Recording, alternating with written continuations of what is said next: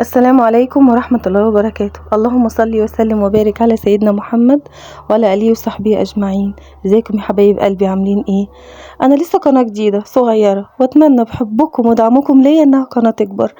استحلفكم بالله تدعوا لأمي بالرحمة والمغفرة. انا ما كنتش بعمل قناة ولا كان في دماغي ان انا اعمل قناة اساسا، بس انا بعد وفاة والدتي حسيت ان انا محتاجة اتكلم مع ناس اكون بحبهم، فان شاء الله اكون خفيفة على قلبكم وتكبروا لي قناتي وتحبوني. كل سنة وانتم طيبين، يا رب تكونوا بألف خير انتوا وحبايبكم يا رب.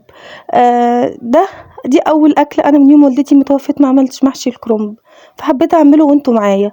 ده اول يوم في رجب، كل سنة وانتم طيبين وبصحة وبخير يا رب. طبعا كلكم عارفين محشي الكرنب بيتعمل ازاي. انا سلقت الورق عادي وحطيت خل وكمون في المية وملح وسلقته عادي جدا، وعملت الخلطة. طبعا كلكم شطار وعارفين خلطة الكرنب بتتعمل ازاي.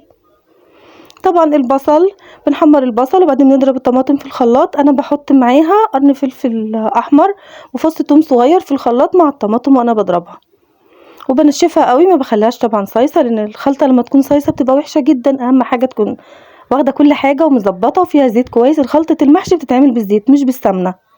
خلاص، حشيت طبعا المحشي وظبطته. ده اول سنه زي ما قلت لكم اكون بعمل اكل في بيت ماما في شهر رجب وهي مش معايا. ده بيت ماما طبعا وانا بعمل فيه.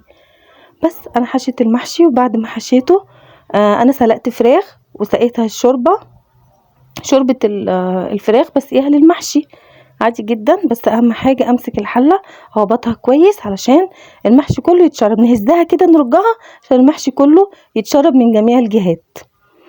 الف هنا وشفا يا رب. كمان انا نسيت اقول لكم ان انا عامله محشي خاص كمان. محشي الخاص ده من احلى انواع المحشي. وانا ما ظهرتوش في الفيديو ده، بس كنت ظاهره في فيديو قبل كده على نفس القناه، ممكن حضراتكم تشوفوه يعني وتتفرجوا عليه. بصوا، عايزه اقول لكم على حاجه، محشي الخاص ده جميل قوي قوي قوي. احنا بنشيل الورق بتاع الخاص بنقطعه من تحت كده بطريقه معينه، يعني تبقى الورقه كبيره اكنه ورق عنب بالظبط. بنحطه في الميه بعد الكرنب، بنحطه ونطلعه على طول، وبعدين نشغل عليه ميه ساقعه علشان في مصفى وتحطي عليه ميه ساقعه يصفى يبقى جميل، يبقى اخضر وحلو قوي. بس بألف هنا وشفا، والله من احلى انواع المحشي فعلا. الخاص دايما بيتعمل مع الكرنب عشان هما الاتنين بيطلعوا يعتبروا في موسم واحد وحلوين، بقى مسكر حلو في الشتاء. كل سنه وانتم طيبين.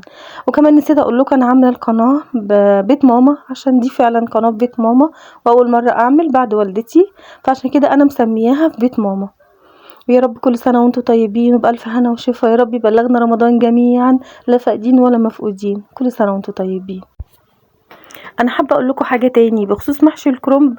يعني انا من ايام والدتي الله يرحمها، ماما كانت دايما بتحب تعمل مع الكرنب لحمه. كانت بتسلق اللحمه وبعدين تحطها على وش المحشي بعد ما تتسلق نص سلقه، وبعدين تسقي الشوربه وتمام. انا هنا والدي وبنتي واخواتي كده قالوا لا احنا عايزين ناكل فراخ، فعشان كده انا عملتها بفراخ المره دي. كمان حاجه تانية انا حابه اعرفكم بنفسي، نسيت اعرفكم بنفسي. انا ام دودو، انا متجوزه وعندي بنت واحده. دودو دنيا في كليه اعلام وبس.